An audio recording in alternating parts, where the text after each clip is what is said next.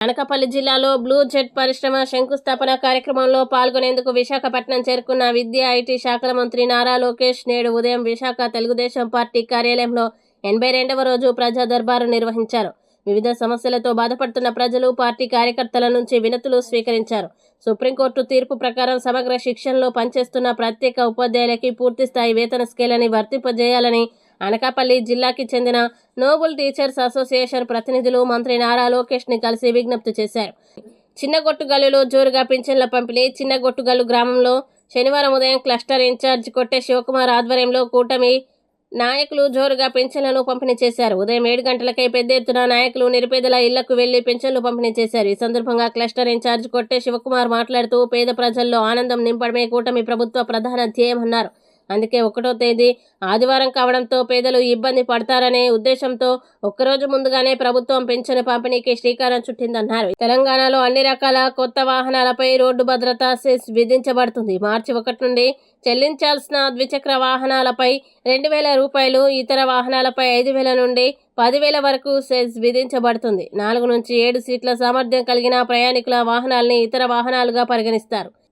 Supreme court మార్గదర్శకాలని, high court తీర్పుల్ని పరిగణలోకి తీసుకోకుండా అధికారులే చెరువును డంపింగ్ యార్డు, రీసైకిల్ వేస్ట్తో కప్పుతున్నారు. చెరువులు కనుమరుగవడానికి కారణమవుతున్న అవినీతి అధికారులపై చట్టపరమైన చర్యలు చేపట్టాలి.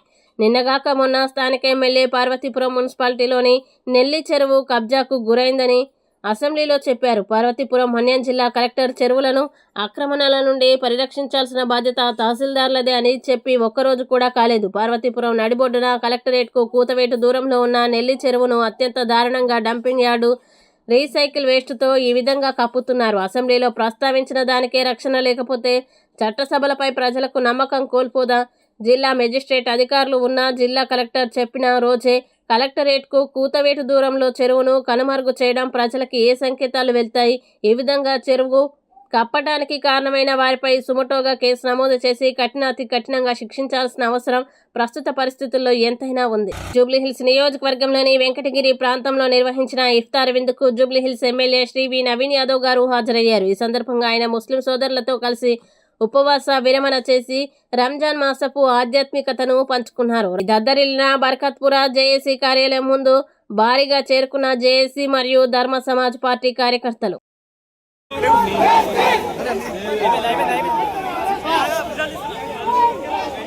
Welcome to MK7 TV. బీఆర్ఎస్లో చేరిన బీజేపీ పార్టీ మండల ప్రధాన కార్యదర్శి, దేవాలయ కమిటీ అధ్యక్షుడు కండువాలు కప్పి పార్టీలోకి ఆహ్వానించిన సబితా ఇంద్రారెడ్డి గారు శ్రీ పొట్టి శ్రీరాములు నెల్లూరు జిల్లా నెల్లూరు నగరంలోని రూరల్ డీఎస్పీ కార్యాలయంలో కోవూరు గుబ్బిళ్ళ దిబ్బ మైనర్ బాలికపై అఘాయిత్యం చేయడంతో బాలిక మృతి చెందిన నేపథ్యంలో బాలిక కుటుంబాన్ని పరామర్శించారని అక్రమ కేసు నమోదు చేసి కాకాని విచారణకి రావాల్సిందిగా నోటీసులు ఇవ్వడంతో విచారణకి హాజరైన మాజీ మంత్రివర్యులు మరియు ఉమ్మడి నెల్లూరు జిల్లా వైఎస్ఆర్ కాంగ్రెస్ పార్టీ జిల్లా అధ్యక్షులు శ్రీ కాకాని గోవర్ధన్ రెడ్డి గారు, మాజీ మంత్రివర్యులు నల్లపరెడ్డి ప్రసన్నకుమార్ రెడ్డి గారి ఆధ్వర్యంలో నెల్లూరు రూరల్ డీఎస్పీ కార్యాలయానికి భారీగా తరలివచ్చిన వైఎస్ఆర్సీపీ శ్రేణులు పోలీస్ విచారణ ప్రారంభం నుండి ముగిసే వరకు వైఎస్ఆర్సీపీ నాయకులు, కార్యకర్తలతో కలిసి డీఎస్పీ కార్యాలయం ముందే వేచి చూసిన నల్లపరెడ్డి ప్రసన్నకుమార్ రెడ్డి గారు.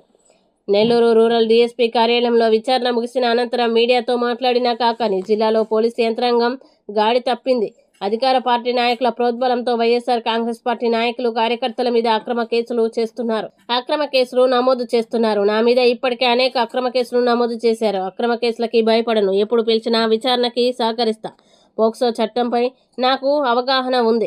మైనర్ బాలిక కుటుంబాన్ని టీడీపీ నేతలు పరామర్శించి గంజాయి వల్లే ఈ అఘాయిత్యం జరిగిందని వ్యాఖ్యలు చేశారు. పోలీసులు టీడీపీ నేతలకి ఎందుకు నోటీసులు ఇచ్చి విచారణకు పిలవడం లేదు?